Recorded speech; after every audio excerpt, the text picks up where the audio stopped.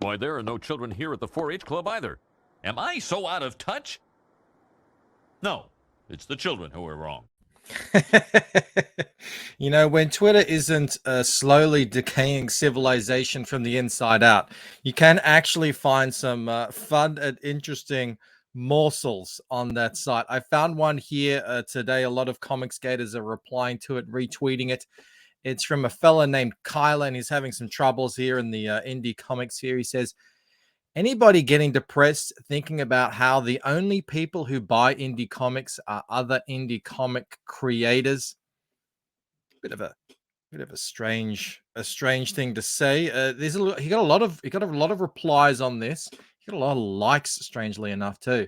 But you wonder where is he getting this from? Is that the indie comics that you know? It may very well not be. See, there are spheres, there are bubbles. People get stuck in these networks, and he is in one that you may not recognize. Here over in Comicsgate, we are kicking butt left, right, and center. People making $100,000 on their second book. People making crazy amounts of money here and there, selling tons and tons of books. But it's not like that for everyone.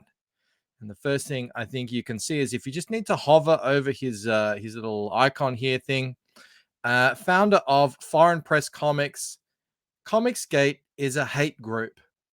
And there he has it, right there in his bio for all to see.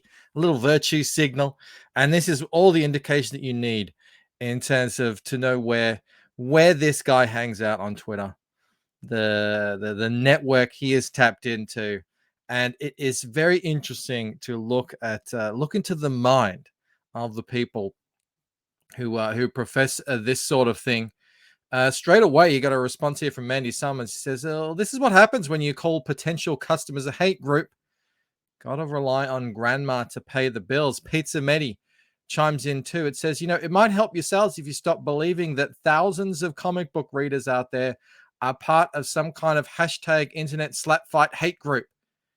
Just a suggestion.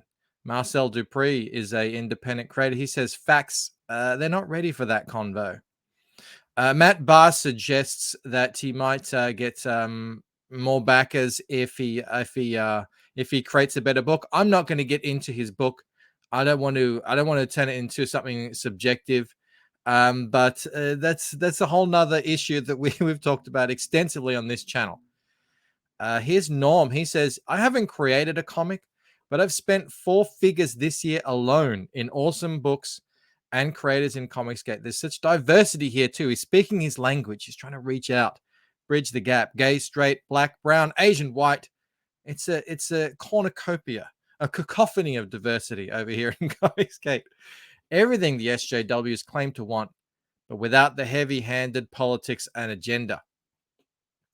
See, I don't know if this guy's creating a politics and agenda heavy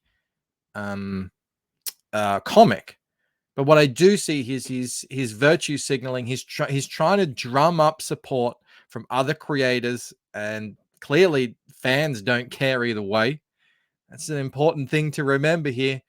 This having Comicsgate is a hate group in your bio there, so that you can virtue signal to that you're on the right side of history, quote unquote. It isn't getting you any fans. It may get you some head nods from other creators who think the same way you do, or are being pressured into saying the same things that you're saying. Doesn't seem to be translating into getting you any readers though. Time to reflect. I'm not sure. I want to just read one more here that's in the tweet thread directly here. This is from Sporkman Studios. Now, I don't know if Sporkman considers himself part of CG or whatever. Don't really care. The point that I want to make here from Sporkman is he isn't out there disparaging Comicsgate. I've never seen him do that. In fact, I've seen him promote Comicsgate before. He says they're out there. I interact with maybe 20 or so indie creators. We have over 500 people who bought our comics over the years. Most indie creators sell a lot to regular customers, but most indie creators understand the struggle in which they support their indie books. This is the struggle is real. I was there. I remember when I first wanted to make a comic, and I'm like, all right, I guess I better open a Twitter account and start the whole thing. I got sequestered into this corner that this guy is obviously clearly in, because that's sort of, I guess that's where, when you start like trying to look for comic people, that's where Twitter will guide you. People don't understand this. Twitter, your experience on Twitter is a direct result of the people you follow, the people you hang out with. Because of the people I hang out with, I don't really generally see what's happening in the sphere that this Kyler guy is hanging out in. Likewise, he hasn't seen anything that's happening over in Comicsgate. It's a pretty crazy platform in that sense that it really does sequester people into bubbles like that. But I remember being in this bubble and how dreadful it is, and how every single creator is just trying to find some way that they can sell their comic book through their identity. I'm a black creator, I'm a lesbian creator, I'm trans, I'm non-binary, and everyone's competing against each other on that front. And very, very little discussion is happening on actual comics themselves. Almost no discussion on marketing or anything like that, or networking. It's all just about garnering oppression points. So look, it is real hard to get seen on Twitter. That's no lie. Like that is a real thing.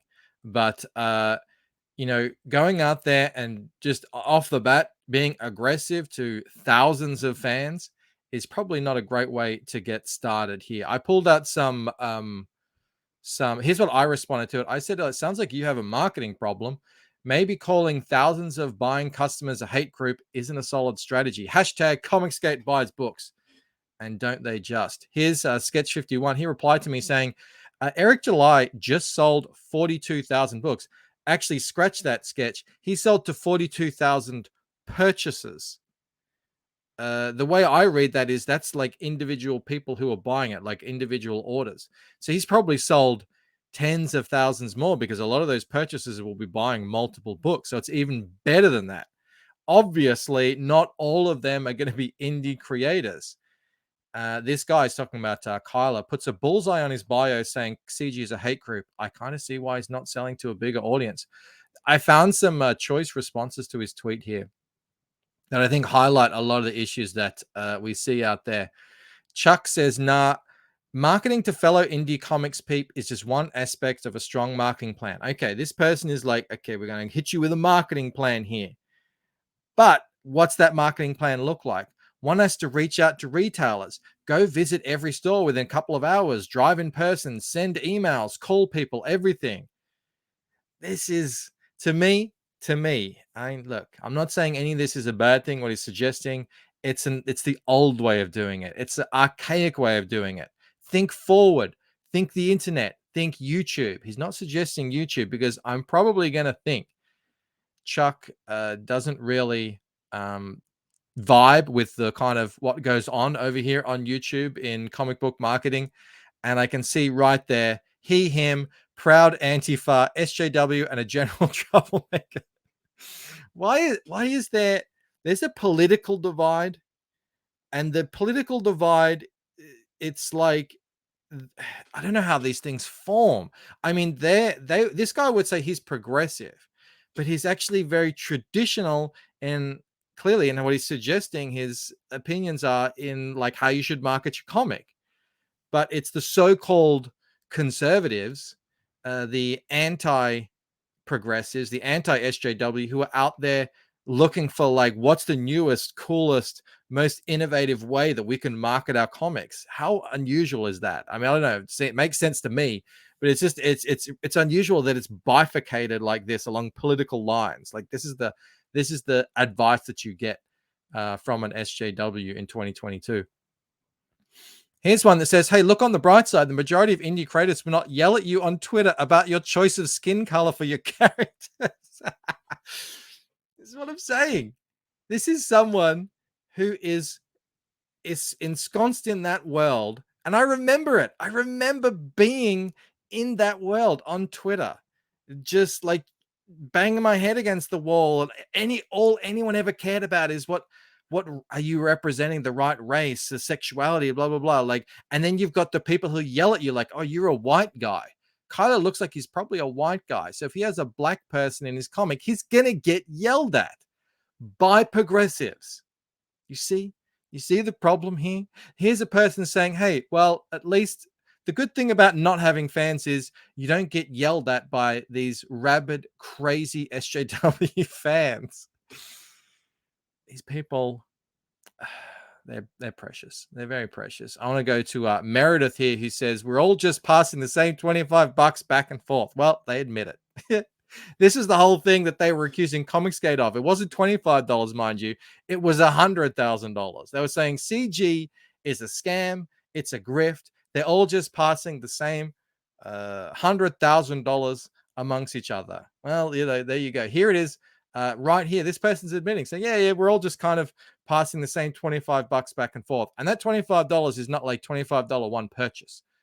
That's like that's like, you know, $3 a pop between 5 people. And lo and behold, what do we see? They, them, BLM, Antifa. I mean, it's like clockwork with these people. Michael Nelson. I wanted to point this one out. I know, obviously I don't know nothing about this Michael Nelson person, but he says he agrees absolutely. And what I wanted to point out here is the thing that a lot of people, and I see this happening in all of Twitter, Comicsgate included, is you'll find people get onto Twitter as creators, and what they think they need to do is just start following all these other creators in the vain hope that some of them will follow them back. And that's clearly what this Michael Nelson has done. He's following 3,000 people. Your feed is just a congealed mess of strange at that point. And only 1,300 people followed him back, which says to you, I'm just gonna guess, like, the majority of those are probably follow back kind of stuff. They are absolutely worthless. You are not getting yourself out there to any fans doing Twitter this way, and I feel like that's probably what Kyler's actually, Kyler's a little bit more popular. He's got double the people following him there. But I see a lot of people falling into this trap. And this is how you get sequestered. And this is how you end up only promoting to other creators out there. Now, speaking of cool things and books that did actually, thankfully, blessedly find fans out there on the internet through YouTube, through the power of Comicsgate. Comicsgate is not a hate group, Kyler. It's a hat group. Can't you tell? I wear one every day. This is my book, The Lucent Painted Death. Just last night, it happened on a stream. We passed 1,000 signups to this book.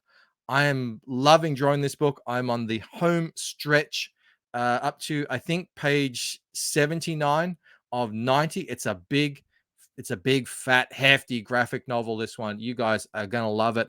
I want to thank every one of the 1,000 people who signed up already. And if you haven't signed up, I want to show it to you and can try and convince you maybe to sign up yourself. It is going to be a fantastic book. That's it for me. I hope you enjoyed the video. Please do give it a like. Please subscribe. If I could ask you to get the bell on, a lot of people have been saying they haven't been getting notifications. Maybe flick the bell off and back on again. I don't know if that's going to help. Consider becoming a member. You will be literally funding a new Lucent comic book called Fractured Mind. We are getting that made right now. Thanks all for watching. I hope to see you on the next one. All right. Bye.